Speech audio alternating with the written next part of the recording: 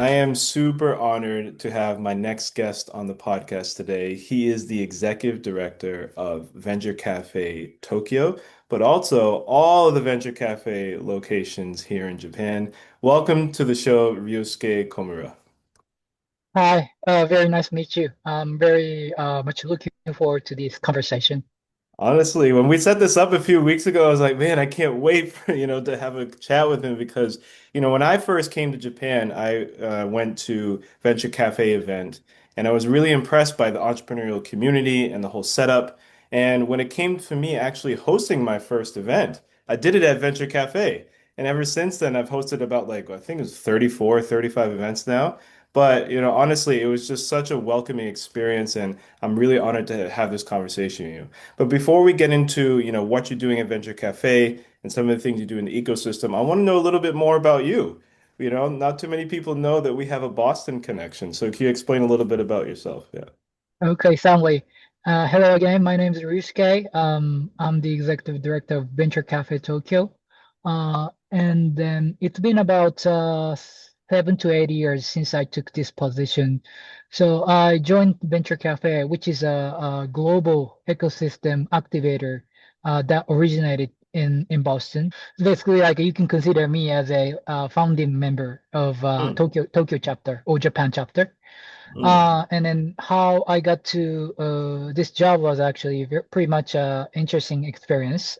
So mm, 2017, I got a phone call from Boston, basically saying that was a call from by the way my professor, at Babson mm, College, in Boston.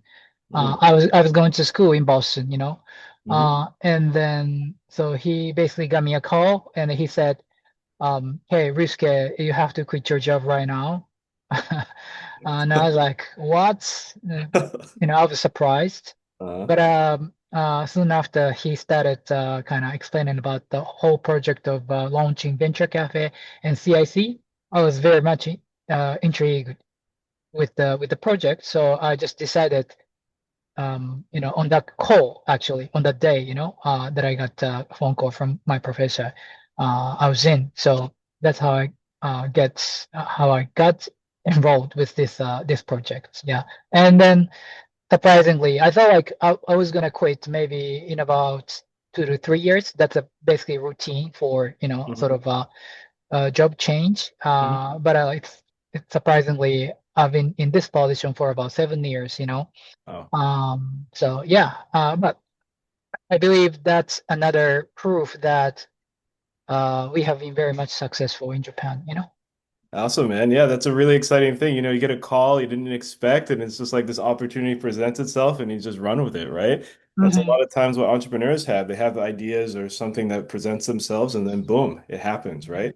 So, to Venture Cafe, it started in Boston, and how many offices are there around the world now? So currently we operate in about 18 cities around the world. Okay. Particularly, we are very much active in the UK this year. We Okay. opened up the three locations in UK, Oh, wow. from London, Manchester to Edinburgh. Yeah, yeah. Actually, Edinburgh was launched just last week. No, November 20th. Yeah. Wow. That's awesome and really exciting stuff. Yeah. I mean, wait, so was Tokyo the first location outside of Boston, or how did that work? Then let me speak it about the history of Venture Cafe Mm, before mm, that.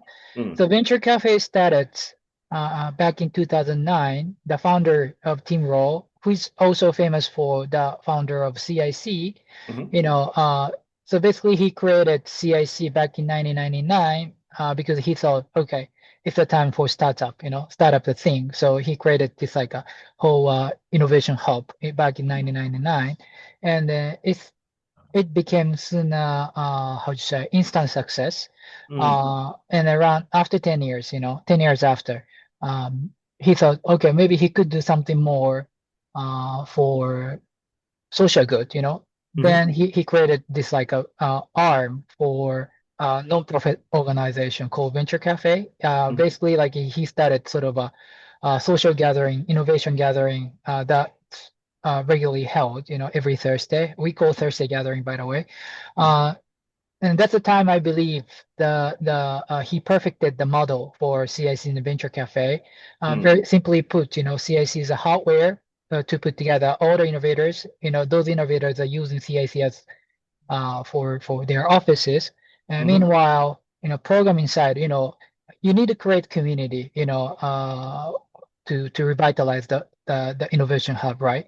So Hmm. meaning like you need a programming. So to take care of the programming side and along with the contributing to the whole ecosystem, Venture Cafe was created. So Venture Cafe is a programming software, CIC hardware. So these two sort of the collaborations between these two entities are perfect in terms of creating a synergy, Yeah. in order to kind of revitalize the whole ecosystem. So there's a time when he created this perfected system, of Venture Cafe and CIC.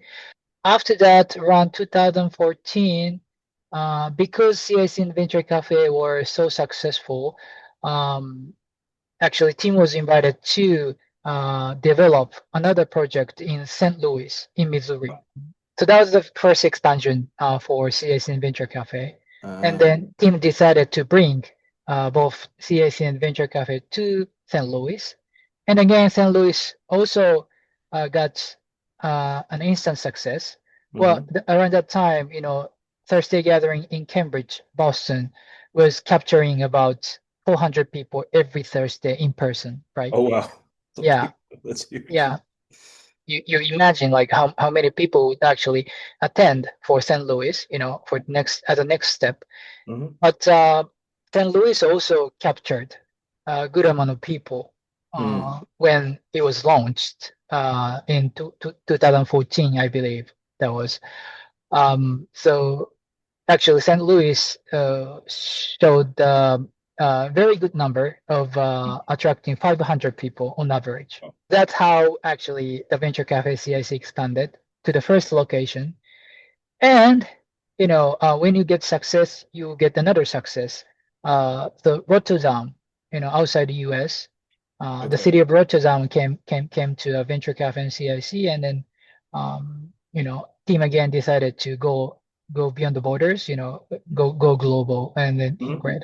So that's how you how and gradually the whole network expanded. And then back in 2018, Tokyo was selected as I believe the sixth location of Okay. the network Interesting. that time, right? By the way, Team Ro, the founder of, started his career in Japan. So I guess like that's something to connect. It's like full circle Yeah, moment. the full cycle Boston, Japan. Of course, I'm not Team. I cannot like fully imagine how it went, Uh, the whole process. But you know, anyway, the in terms of the fact, Tokyo was selected as the sixth location.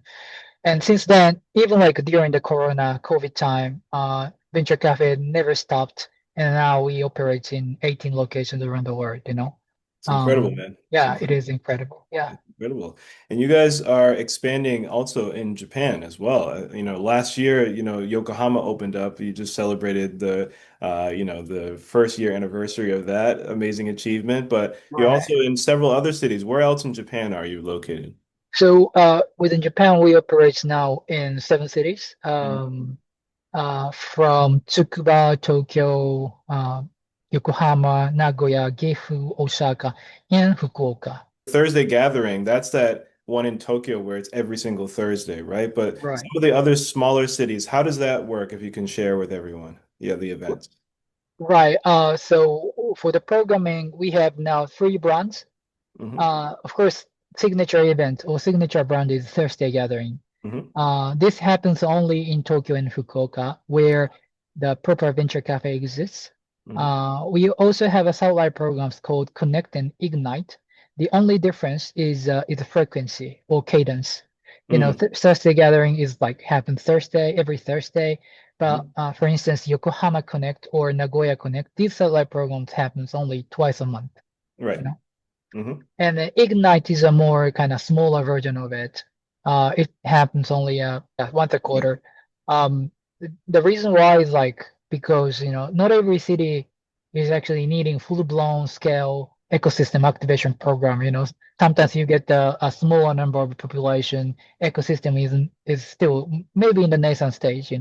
Hmm. So depending on the situations, we every time we kind of expand our network, the first thing what we that we do is the scouting the ecosystem. Mm. We make sure about our understanding about each ecosystem. So we provide the optimal solutions or optimal programming for each city based on the result our the result of our research. Yeah. Mm. That's great. That's yeah, and you Yeah. guys have an amazing team as well. I've had the pleasure of dealing with a lot of the team at Venture Cafe Tokyo and Yokohama, and it's always full of Right. like, really energetic individuals. Can you tell me a little bit about your team and like some of the types of people that work for Venture Cafe? Yeah. Right. First, I have to say, I am very, very proud of our team. You know, um, every one of our team is really passionate and excited about the contribute in the ecosystem, and they believe this work and this job is obviously creating absolutely creating the future Mm. of Japan. So uh, everybody is really passionate about it. So I'm very proud of that. And then the how to say the characteristics of our team is something like they are the sort of a marginal people, Mm. in a positive sense. Maybe, including myself, some of them might not really fit to the very traditional Japanese corporations, you know. Mm. Always innovation happens from the marginal, or Yes. like, so, these people are really, the innovators I call.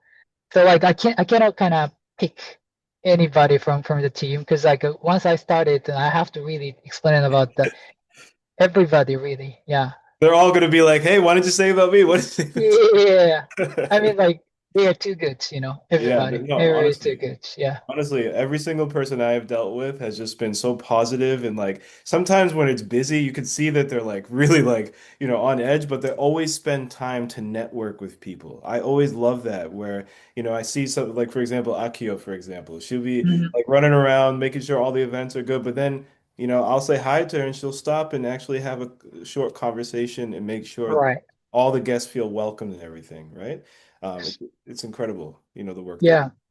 So like, so in our team, we think two aspects are very important: ecosystem, community. Ecosystem is more about economy. It's more about macro environment. So in order to foster a good environment for innovators or for startups or for entrepreneurs, obviously maintaining a good environment is Mhm. necessary. That includes maybe some sort of a financial aspect, putting together VCs, something Mhm. like that. On the other hand, we put a lot of emphasis on the community side, but in order to activate the ecosystem, you cannot forget the human touch, Yeah. right? So I believe Akiho, or the way or how Akiho behaves is actually that represents the philosophy. So like, we think about the economy, we think about the whole kind of macro ecosystem or macro system, but at the same time, we never forget about the human touch, So that's our attitude towards the ecosystem and community building. 100%, man. And it's just proof in the pudding. Every time, I go to Venture Cafe, I always see you as well, running around like talking to people as well. It's really great to see from the top down. Everyone has embodies that same mission and vision, which is Mhm. incredible. You know what I mean? Yeah. So, Well, and for that, actually, I can't wait for that. But next month, we are having a whole retreat of the team. oh, cool. Yeah, community management and the team management are the same. They are Mhm. connected. If we have a good team, then we can create a good community with people, inviting, like, including you, Mhm. Lee as well, like Mhm. everybody. Mhm. So if we don't have a good team in it, in a community, then like the community will screw up, right? Yeah, So like definitely. we make sure also we also make sure that we are having a really good team vibes, team management as well. So next month I can't wait for that. We're gonna have team retreat, Exciting. So we're gonna put together all the members of Japan, and then we discuss the strategy. We discuss important issues. And more than that, we're gonna have a lot of fun then, So Yeah, it sounds like it, man. I'm feeling a little jealous, honestly. yeah, It yeah, sounds yeah, like yeah. you guys have a really cool team, and just to relax and have fun, and just know that everyone has each other's back. It's incredible, man. That's Yeah, awesome. it's incredible. Yeah. That's awesome. So, I wanted to talk to you guys about some of the events that you guys put on, right? So, Mhm. I've obviously hosted one of my own presentation workshops there. I recently did a panel discussion, and there are so many different types of events that go on at Venture Cafe. Can you tell me about, some of those and how important that is? Right. For our regular Thursday gathering, we don't have any specific theme. Usually like when you host an event, you set the like specific theme, let's say AI or bio or robotics, whatever, but we don't do that. And then we like consider ourselves a sort of a orchestrator or um, facilitator, meaning like we host Thursday gathering, but we don't particularly curate any session. We Mm, basically let our programming partner do that. So we don't actually much care about the content or whatever. We usually give the 100% freedom to our program partners, mm, as long as like as far as like they align with our kind of community credo. That's the sort of a guideline for the community. right. Um, but the really the point is the first of all, like we are sort of a platform in an ecosystem, um, because there are many people who want to do a sessions, share their ideas, exchange their ideas, whatever. But in order to host a session, you know, uh, it takes a cost actually. You know Hmm. But through us kind of facilitating a regular Thursday gathering, Hmm. we are actually getting a sponsorship, with our sponsors and then getting spaces, in kind, um, whatever. So like we say, hey, here's the spaces, here are the kind of opportunities, and then you can basically like our programming partners or anybody actually can take it over for Hmm. free, Hmm. you know. And then the pain point for hosting an event is actually collecting people as well. Yes. But we are the platform, so we see the number of regular attendance of 200 to 300 people. Or sometimes it can be 400 people, right? Hmm. So like we are not mighty. So you need to do you need to do a promotion on your side, Hmm. but you can rely on us, in terms of attracting people as well. Absolutely. Um, with that said, essentially we are giving accessibility, Hmm.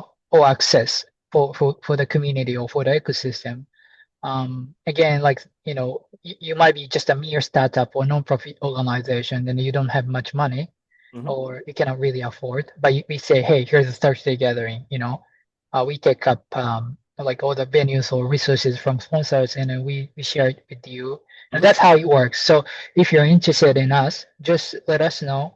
Um, we are wanting our collaborators to activate the ecosystem. So yeah, so that's how it works. And in the end, as a result, every Thursday you see a kind of sort of a many sessions with the different themes and different programming partners together.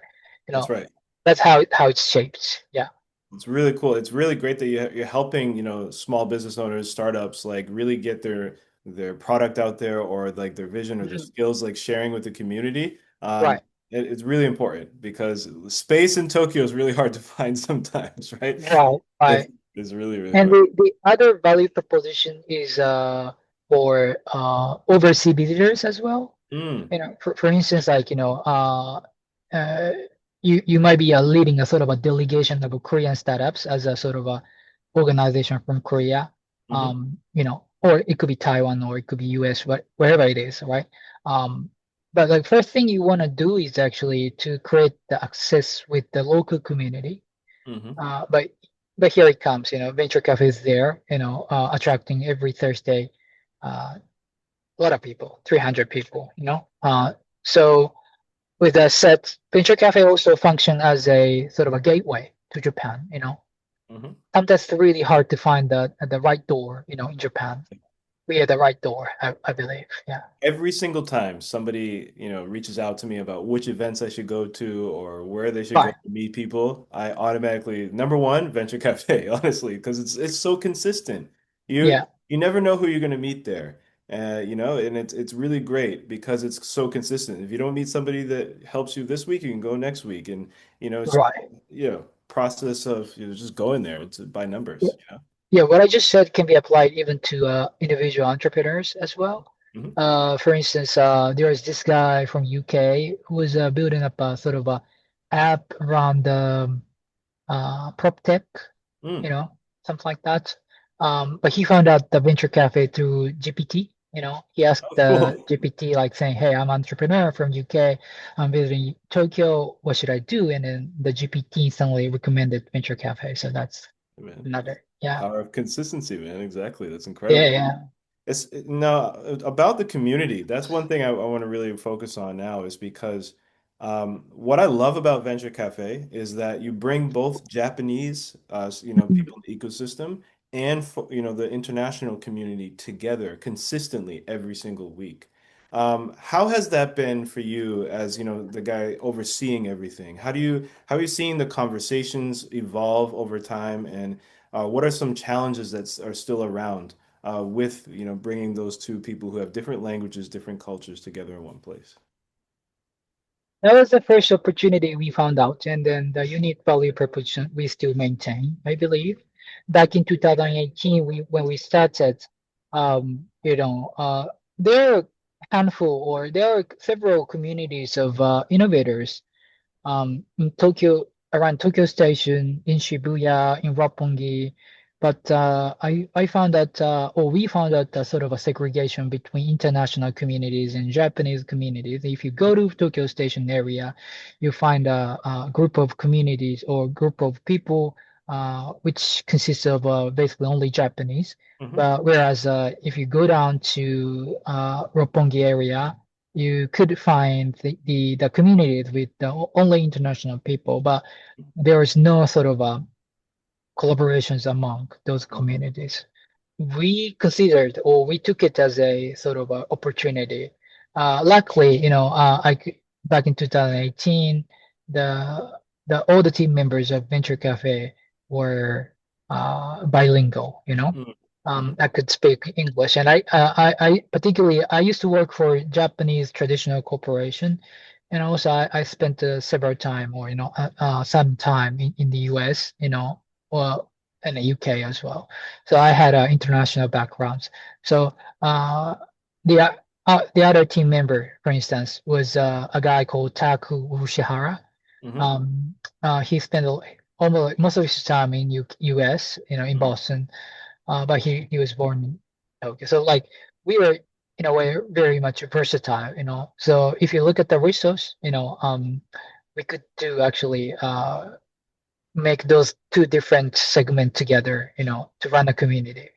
As of 2025, it's still hard to find those communities, right? The how do you say Bridge those. bridges again, yeah, bridges those like two segments, right?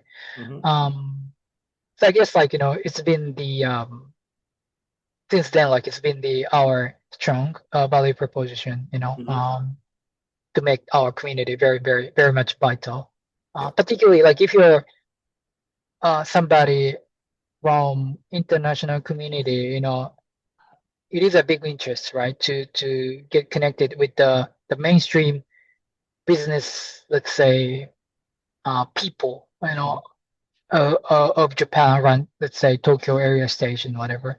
I think it's one thing, right, to bring the people into the same room because you might have some foreigners, right, who can speak Japanese and like communicate with some of the Japanese people there and vice versa. But a lot of the times, some events you'll find that even still they self-segregate sometimes, right? Has there been any effort like, from the ambassadors or some of the staff to try and, facilitate some of those conversations to get them going, or has it been a challenge? What do you think? That's a great question, but I cannot really say tangible examples, Mhm. to Yeah. answer that question.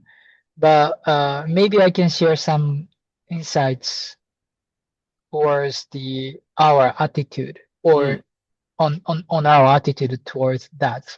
hmm Um, we're trying to create a new culture, connecting those like two segments rather than like trying to kind of modify one side or other side. You know what I'm Right. saying? Yeah. We're just trying to create a completely new culture, that combines the like international and Japanese Mm. um backgrounds. I don't know, like this is very abstract and too philosophical, but Yes. for instance, like this can be I can use the metaphor for the city development. For instance, like smart city is the thing that's surging, even as of 2025. But if you really want to kind of integrate the new technologies to the established cities, it's hmm really hard because like all the routines or all the kind of systems are already developed, and then it takes a lot of time to modify those like things to adapt or adopt those new technologies. But the easiest way is actually to create a brand new city. You don't have to care about the existing communities or existing kind of hmm infrastructure. You can kind of from scratch you can consider integrating all those new technologies to create the city, right? Mm. And that approach is actually taken by the Ubun city of Toyota. But that's my understanding. They created the whole new city underneath the Mount Fuji, in order Oh, to test out all the technologies of smart, related to smart cities, oh, I things didn't like know that. that. So Mm. if you really want to like change something in the existing communities, in existing environment, it takes a lot of time. Rather, it's much easier and faster to create a new community, whole new community, you know. So Yeah. that's our approach. I see. That's smart, and making it normal for the two communities to be together consistently. They'll eventually warm up to hopefully communicating with each other, which will be good. Mm. Exactly. Yeah. Love that approach. That's so smart, man. Absolutely. So cool. I wanted to talk to you about a little bit of the initiatives that you're planning for this year or next year, right? I had the privilege and honor of going to Rocket Pitch both as a pitcher last year but then also just an attendee this year and actually hosting a workshop there.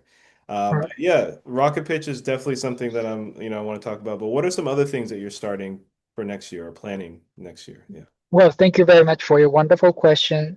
I want to share about the global gathering that Mm, we plan for next February. mm, So the global gathering is an expanded version of our Thursday gathering, and we're gonna put together all the Venture Cafe network to Tokyo. yes. So the February 2025, we hosted our very first global gathering in Tokyo. I remember that. Yep. Yeah, That was a good one. right. You attended that as Yes. well. Yep. So it was a lot of fun, a Yes. lot of 1,000 people, excitement. right? 1,000 people? 1,000 people from 83 countries. Insane.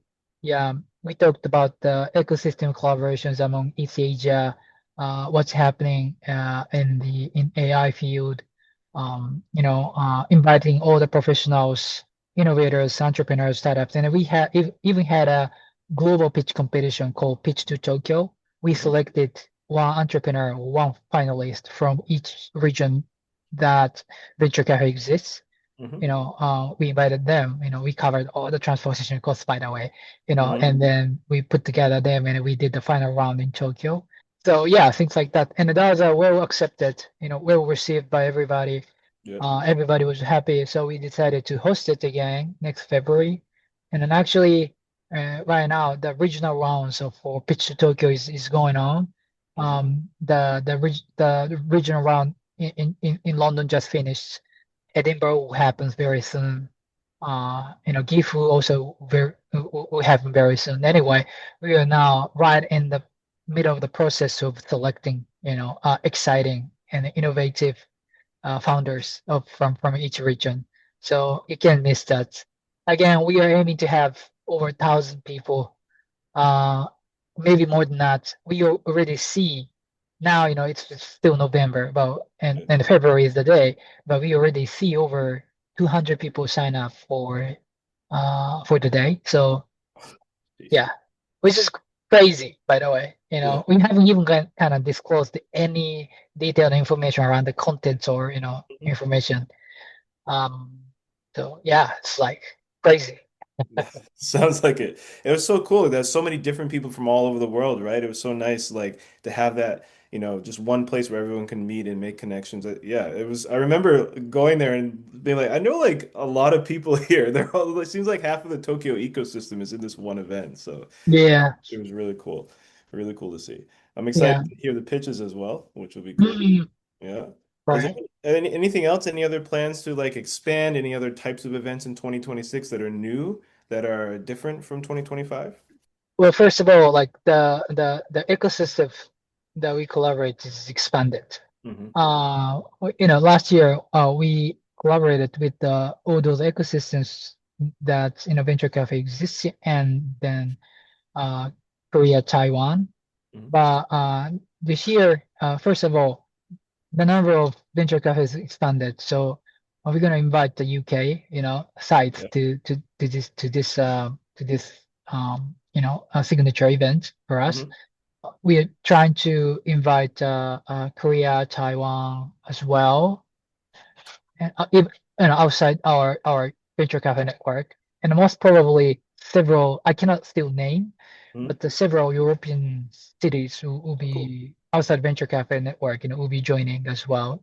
Amazing. So yeah, so the number of ecosystem will be expanded, and Mm. also the programming wise, we are trying to collaborate with CIC more and more, or more than before. Hmm. So it's gonna be more well, last this year was very strong, but Hmm. I can ensure that the the next year's content or session content will be a bit stronger for sure. Excellent. And then lastly, you need a reason to come over all the way to Tokyo, particularly Mhm. if you're living in outside Japan. So we decided to curate the tour, a week-long tour. So of course, on Thursday you can enjoy a global gathering, but uh, we are now under planning of a week-long tour starting from Monday. Mm. So through which you can basically experience and enjoy like what's really happening in Tokyo and Japan, yeah, that's the difference, I believe. Exciting, man. That's exciting stuff. I'm looking forward to that event, and I'm sure a lot of people around the world are looking forward to that event as well. You were recently in Lisbon, is that correct? Right, I was in Lisbon. Yeah, How was that? Was that good? it was great. Who's were great. The weather was great. Yeah. Much better than here right now. Exactly. Yeah.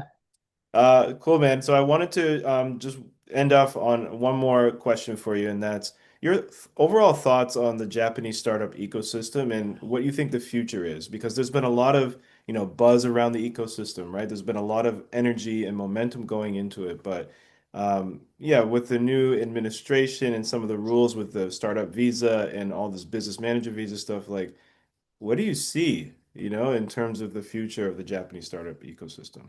I'm very positive about the future of Japanese ecosystem. Well, thank you for your question, by the way. Mm. Yes, I was in Lisbon, and the reason why I was in Lisbon was because to support the Japanese entrepreneur or founder to join this global pitch competition hosted by Mm. KPMG. So Venture Cafe and KPMG has had a very good relationship in Tokyo. And then KPMG hosts every week, a global pitch competition, like Pitch to Tokyo that I just mentioned. Oh, cool. They pick founder from Mhm. each region, and then they do a global final round in Lisbon. This Oh, happens every year, by the way. mm, So I attended that to support the representative from Japan. mm. And then the long story short, the representative from Japan, the company called Rhino Flux, which is it's a biomass startup anyway, which got a very innovative and effective Oh, solution, okay. with anyway, Rhino Flux won the global pitch competition. Oh, wow. Yeah, Congrats. That's amazing. the yeah Grand Prix, the Grand Prize. they Oh. got. So um, from that, I'd like to emphasize that the quality of Japanese deep tech startups are just great. But only the problem is like delivery in the presentation, right? Mhm. So, but like if they can do decent English presentation, then I guess like the goodness of or the quality of their Japanese startups should be understood instantly. So that's how I got really confident with the through the trip, through the business trip. I got really confident about Japanese deep tech and Japanese deep tech startups. For instance, like on the way home to Tokyo from Lisbon, I dropped by UK and I joined the this regional round of Pitch to Tokyo in London, and I served as a judge, right? Mhm. And then I basically like honorably judged those 7 startups in London. Yeah. Uh, but you know, it's English speaking country, but kind of sort of the protocol or how they presented their business ideas, or business models were pretty much of that of US, so they were kind Mhm. of duplicating sort of Yeah. the the the American pitch protocol, you know what I'm saying? Starting Yeah. from a problem statement to the Right. team, that sort of a Mhm. structure. So I feel that sort of how you present, the even how you pitch present has been sort of a standardized all through the world. Mhm. So from that, maybe Japanese founders can learn about the kind of standardized, pitch presentation protocol as well, Mhm. so that they can show their quality much easier. That's how I got. Anyway, now I'm really believing the quality of deep tech startups or Japanese founders as well. So yeah. So That's the again, I guess the future is very bright, Yep. for Japanese startups. And again, Japanese ecosystems has been changing as well. Well, maybe back 7 years ago, 8 years ago, when Venture Cafe just started, like those like international community and the Japanese communities were much segregated. But Mhm. as of 2025, as the Japanese government also emphasized the importance of globalizing startups or startup ecosystem, things are really changing and people are much becoming flexible, Mhm. ready to learn about things from other ecosystems as well. So yeah, I'm very positive. Good. Excellent. Yeah, that's exciting to hear, and it is very validating, right? That somebody Yeah. from Japan, against all the people in the world from all different countries, can win a global competition, and it hopefully will empower other Japanese to take that step abroad and Mhm. improve their English skills, improve their pitching skills, so that they can, show the rest of the world what they're working on. Right. Exactly, man. Cool. Yeah. So, Ryusuke, it was a really great time chatting with you today. We spoke a lot about Venture Cafe's mission, a lot about the community, a lot about, how the plans that you have for next year and, your thoughts of the startup ecosystem. Is there anything that we didn't speak about that you think we should have spoke about? Mark your calendar. Uh, Mark your calendar. Save your calendar. Mark your Mark, calendar. Good. mark Yes. your calendar for February 19th. February That's 19th. when the global gathering will happen.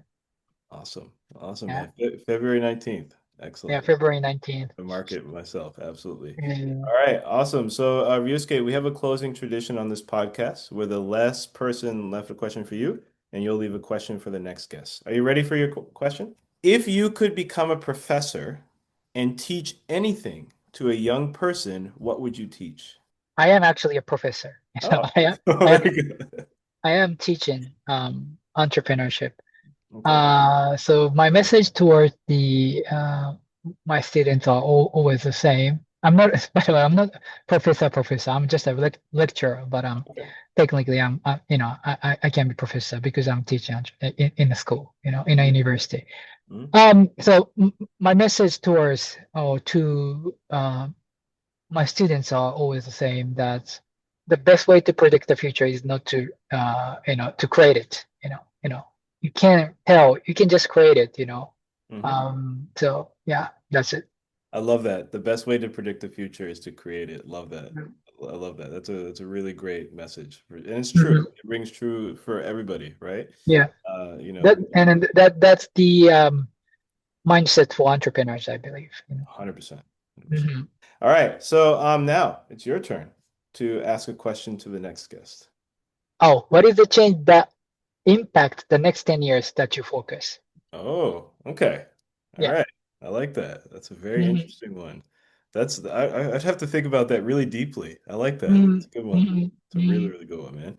Well, Ryusuke, it was an honor, speaking to you today. I got to learn a lot more about you. We've had some brief interactions here and there, but this was really great, honestly, because what you're doing and the team are doing over at Venture Cafe, it's one of the staples of the Japanese startup ecosystem.